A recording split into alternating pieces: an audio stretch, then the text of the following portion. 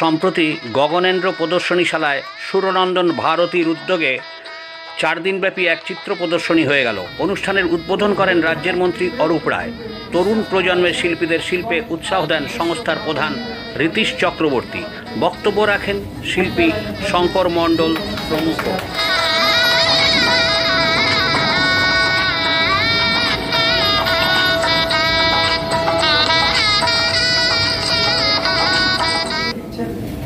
অনিতা রায় মুখার্জি গুরু কমিটিতে বসে আছেন।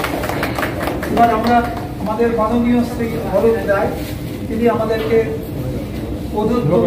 উদ্বেল করে তুলবেন এই বিশ্বাস আমার আছে, এবং তার নিজস্ব ভাবভূমির উপরে দাঁড়িয়ে তিনি আমাদেরকে আশীর্বাদ প্রদান করবেন। মাননীয় শ্রী অরূপ রায়।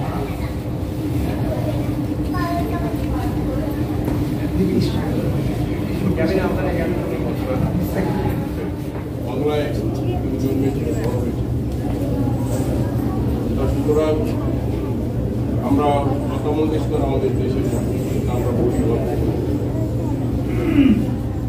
এবং এছাড়া বহু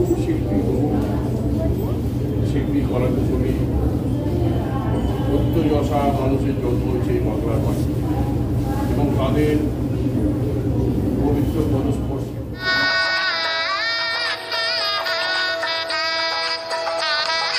কলকাতা থেকে গোপাল চক্রবর্তীর রিপোর্ট, এখন দিনকাল নিউজ।